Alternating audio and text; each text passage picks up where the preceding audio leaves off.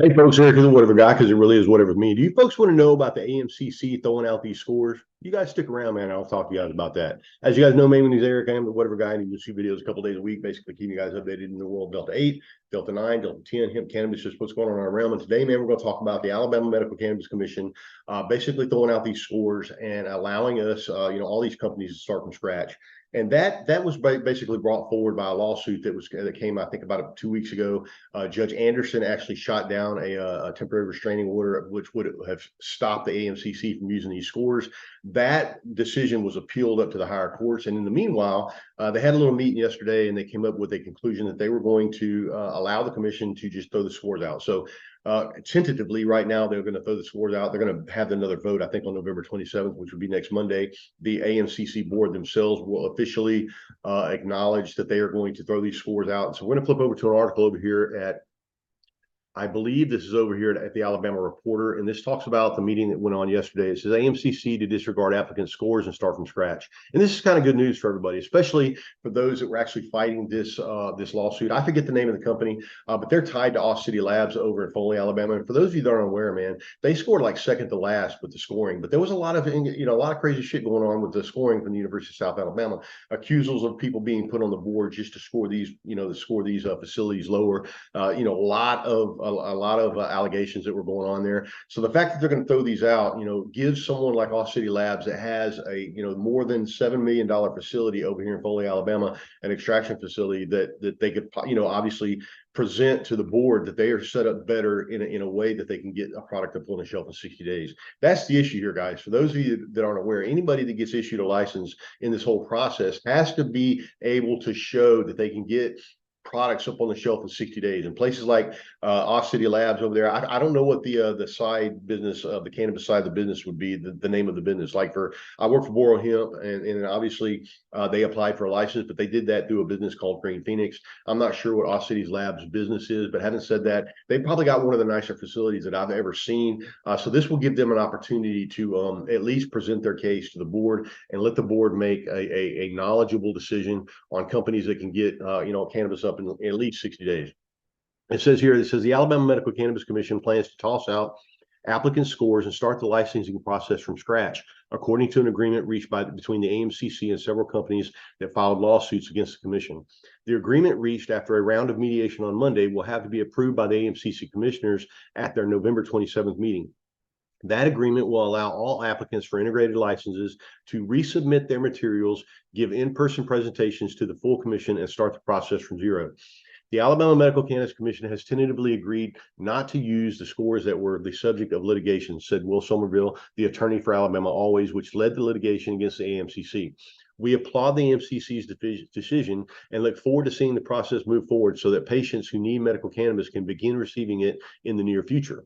The scores conducted by graders hired by the University of South Alabama has been the root of the ongoing legal battles over the licenses. The AMCC admitted several months ago that its scoring process was flawed and contained errors, but the commission insisted that the scores should still be used in the process for determining which companies receive licenses.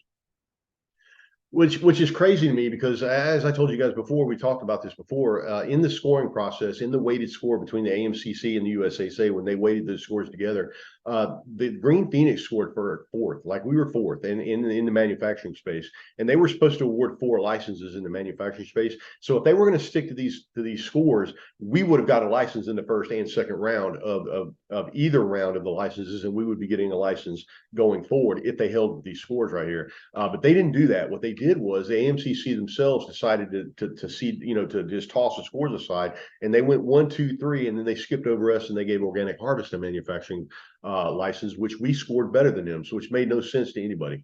The lawsuits also raised questions about the licensing process itself.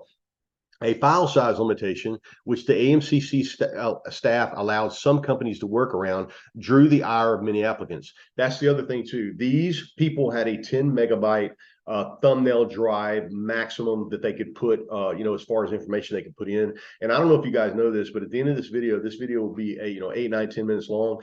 That will be more than the 10 megabytes that would be on a thumb drive, like just that little bit of time. So for people that wanted to come through and show pictures of their facility and talk about, and give them financials and all that kind of stuff, they weren't able to do that. So basically, the AMCC was making these decisions on knowledge that they didn't have all the information that they needed to make these scores. That's what the argument is. They wanted to be able to get all this information to these guys, and they had a 10 megabyte limit. And then obviously the AMCC staff allowed some of those companies a workaround to the 10 megabyte, and not every company got the same workaround. In response to the lawsuits and perhaps anticipating action from the Montgomery County Circuit Court, the AMCC twice overturned its decisions on licenses, but until Monday, it had steadfastly refused to completely disregard the application scores submitted by the USA graders. Under the agreement reached Monday, all of those claims by the companies will be waived, and the company will agree to drop all current litigation. Additionally, after licenses are awarded in the future, the company will forgo the right to refile the lawsuits concerning issues of scoring, the file size limitations, or the application guidelines. It's unclear from the agreement filed how the AMCC will determine which companies should receive licenses. The commissioners to date have never visited any of the proposed companies' facilities or spent significant time questioning the owners and operators of the applicants' companies. And that's the other thing too. Like, if they would just get off their seat and get in a vehicle and ride over to Foley, Alabama, and take a look at that license over there and actually speak to those people, they would have a better understanding of how close those people are to, or how passionate they are to getting, medical marijuana to patients in the state of Alabama. The AMCC is scheduled to begin hearing applicants' in-person presentations at its November 27th meetings. Those presentations are a new feature of the application process that originated from the legal action. Under the agreement reached Monday, applicants for licenses other than integrated can submit their applications and related materials until the 27th, and the AMCC can move forward with those presentations. Presentations for integrated licenses are set to begin December 4th. Guys, this is actually a good move, especially for those integrated license people. As we move forward, hopefully they will get an opportunity to have a discussion with these applicants. In the past, prior to the second awarding of the licenses, Stephen Stokes, there was a motion put forward by Lori Skelton to actually meet with these applicants, go out to these facilities and see these facilities. Stephen Stokes, obviously, who was the president of this U.S. University of South Alabama, that is basically, the gist of this whole lawsuit. Stephen Stokes shot that motion down, and then these AMCC members continued to hold on to those USAC scores, and all the way up till yesterday, until they decided, okay, we'll just throw these out, and if we agree, then you guys will not file lawsuits on the scoring process, and obviously these other things they talked about in the article. All right, folks, this is Whatever Guy signing off. Over a great week. I hope that we get to a point where we can clear up this Alabama medical cannabis debacle, as I'm calling it. I hope that at some point the Alabama medical cannabis cartel will actually get this right. And of all people, now I work for Boro Hemp, and obviously I want to see Green Phoenix get a license. But in this round of licenses right here, man, if Antoine Mordecan don't get a license, you guys have really effed up. Like, there's a real issue with the licensing process and those AMCC board members. If Antoine Mordecan, of all people, does not get a license. All right, folks, Whatever Guy signing off, and I'll talk to you guys later, man. Love you. See ya.